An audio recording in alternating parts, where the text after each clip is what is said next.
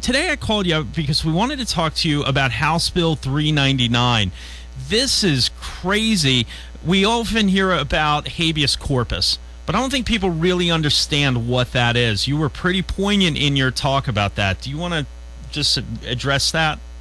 Yeah, what I'd like to do is, under our Constitution, people are protected, and this government is overstepping their boundary, on states' rights here and trying to come in and take people without due process and take them out of country if they're suspected of being a terrorist without any, type of court or anything. And I think this is a great bill. Yeah, and with that being said, habeas corpus is basically that, if you're going to bring somebody up on charges, they have the right to be seen by a judge and possibly a jury, depending on the way that all works out, on what type of infraction it was. And what would happen is, if they decide that you're a terrorist, they'll just pull you out and take you down to Guantanamo and stick you in there. Keep in mind, President ran on closing Guantanamo, but now it's a good place. Now he's all about Guantanamo and sticking people there. Well, of course, our Fifth Amendment there, where they have the right to be free from charge, from an infamous or, capital crime until, some type of, presenting or indictment by a grand jury. These are Americans that we're trying to protect in the state of New Hampshire to ensure that the federal government does not overstep their boundaries. And this was a Republican Democrat on my committee that supported this, and the House overwhelmingly passed this. Yeah, I think what happens, too, is that I remember when the Patriot Act came about, and I took a beating from a lot of my very conservative friends because they said, this is a bad law, and they would say, oh, no, it's just going to be about Al Qaeda and Hezbollah. And I said, right now maybe, but we're eventually going to get a president who sees people who cling to their Bibles and guns as terrorists. And then what's going to happen? What's going to happen when that goes on? And now we're seeing it. The NDAA is pretty clear that, they can just pull anybody out of the crowd, grab you, and not only not bring you to a court, they don't even have to keep you in the U.S. They can just ship you out. And what's a shame is no lawyers, no nothing, no family members can contact you. And I'm a retired Marine. Mm-hmm. You know what I mean? And I've been in many of these countries, and I know these people want to kill us. Our freedom, of religion, and they're threatened by this here. And I support, watching what goes on overseas. But in our own country, Americans, law-abiding citizens, listen in, detaining with no type of due process, anything, it's got to stop. Yeah. On the WNTK Newsline, it's Al Baldasaro. He's from Londonderry. He's a representative representing that area. Now, with that being said, if anybody wants to reach out, this is House Bill 399. Al, when does this come to a vote?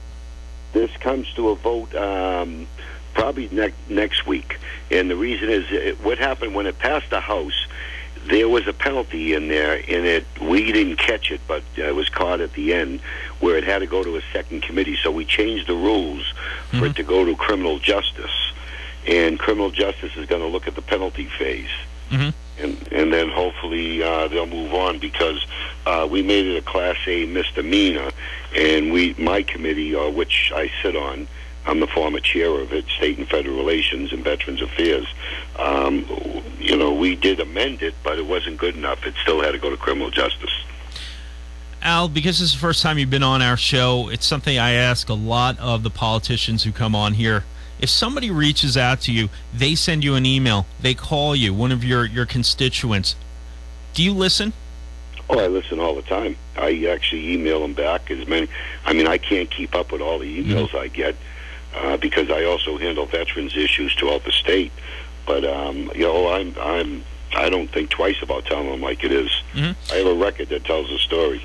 And the reason why I ask that, and like I said, I ask that of all our first-time politicians who come here, the reason why I ask that isn't to trap you. It's to let people know that you do listen, that when they email and they call and they get a hold of you, they write letters, that you do actually listen, read it, and take it in, that you're there to represent the people. Because I think so many people in our listening audience, and I think this is across the country, have an attitude like, why should I say anything? They're not going to listen to me anyway.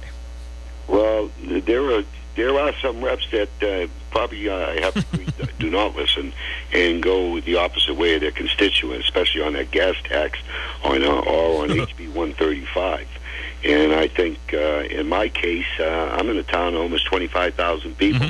And when there's 14 people running for 7 seats, the general election, I come out number 1. So what does that tell you? I listen and tell people like it is. And when I become a politician and I have to kiss people's butt, and I'm resigning.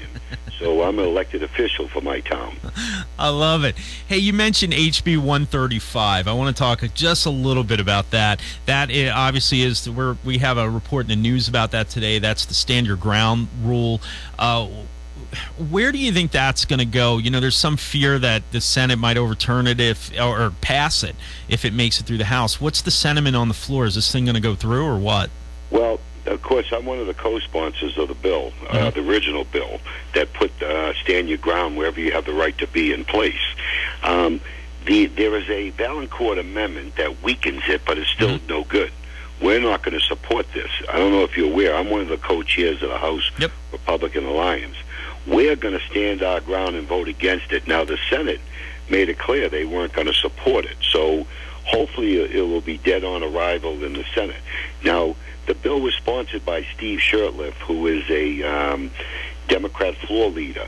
Now, I'm sure he'll have the votes, but we're going to roll call it so the people of New Hampshire will know who believes that they have no right, constitutional right to protect themselves. Yeah, and that's... Al, I even go beyond the Constitution on that one. It is my God-given right. My creator-given right. Be politically correct here. It is my creator gave me the right to defend myself. Even animals, when threatened, will defend themselves. They'll defend their offspring. And this idea that we should run, this is better to run, is ridiculous. Well, you know, this bill here, what it does, it puts it back the old way, saying you have to prove yourself why you didn't retreat. So meanwhile, in the past, people had paid $30,000, $40,000 in lawyer fees before the case was actually dropped. And it's a shame what it did to the people of New Hampshire. That bill we put in place was a protection where if there's a woman in a parking garage getting raped and she pulled a knife or a gun to protect herself, that criminal could have gone to the police department and said, you threatened him. Now it's your word against theirs. Then it goes through the prosecution phase. And it's a disgrace. The law in place is working. There's no shootout at the old gun, corral there. The sky is not dropped. So this is just a mere typical Democrat believe you have no rights. Government's the answer. The police will take care of all. It's bull. Well, yeah, the police will take care of you, 20 minutes after the problem happened. That's the way it works. And we have so many speakers that come on, talk about firearms and self-defense, and they all seem to say the same thing, which is when seconds count, the police are only minutes away. And I like our police, but there are times when time is of the essence, and that's what's really important. So... You do know it's not the police responsibility to protect you 24 hours a day. And I'm sure your listeners know that. And normally time, 8 to 10 minutes before the police ever even show up. And it's normally to clean up and investigate after the fact. Yep. And I'm glad you bring that up. One of the things I talk about often is I lived in the Washington, D.C. area. And when I was there were 3 girls. I forget where they were from. They were in D.C. They were held against their will for 3 days, I think. And they were sexually assaulted and beaten. One of the girls somehow got away with a phone, stood out on the fire escape, called the police. The police showed up, said, well, it's too dangerous, and left. Well, after a while, they finally were let go. They wound up trying to sue the Washington, D.C. police. That went all the way to the Supreme Court. The Supreme Court said that the police do not have to put their lives in danger to save you. Right. And that's ridiculous. Did you see the article in the Union Leader a few days ago about the young kid, 15-year-old here in New Hampshire, was being beat up? No, I didn't. I don't know if it was. I think it was here in New Hampshire or somewhere else.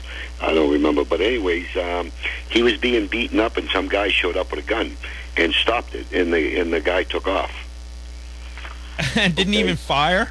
Didn't fire. You know, I'm a true believer as a retired Marine. I prefer to let somebody know that I have a gun. Right. Back off. Okay? Because if I pull my gun, it's if I'm prepared to use it. Mm-hmm. But the old law said you could not, show your brandish. Gun. You could not brandish. So, we fixed that. So that way there, because it makes sense to let somebody know that's coming towards you, I have a gun, back off. But, the Democrats feel, oh, no, that's not right. Oh, you can't do that. That's, you're putting somebody in danger. You might hit somebody else. I'm sorry. Most people I know that carry guns, all women, especially women, all go through training, everything, on their own, without government intrusion.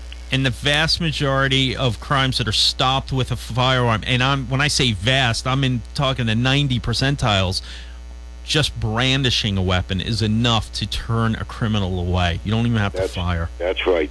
Do you know in China they have no guns, but yet they're having many murders with knives? Did you seen a few days before the Connecticut shooting, there was 20-something kids were knifed or killed in a Chinese school? Well, and I always say, if you want a gun-free utopia, North Korea will be glad. They would love to have Americans defect in mass to North Korea to show how great a country it is. And you can live in a gun-free society. Well, that's right. If they want to go live there, power to them. The bottom line is I have the right, every American has the right to protect themselves wherever they have the right to be. Representative Al Baldasaro, I wish I could keep you on for another 20 minutes, but I have to get moving. Thank you for coming on. Don't be a stranger to Live and Local in the Morning. Okay, thanks, Bob. Have a good day. Thanks, sir. That's Al Baldasaro. He's a representative from Londonderry. I like to call him the man with the golden scissors. When they passed that rule, you couldn't have guns and electronic devices on the floor of the Senate. He stuck a pair of scissors and he said, well, I can carry these for my defense. He's a good one. WNTK News Time, 8:52.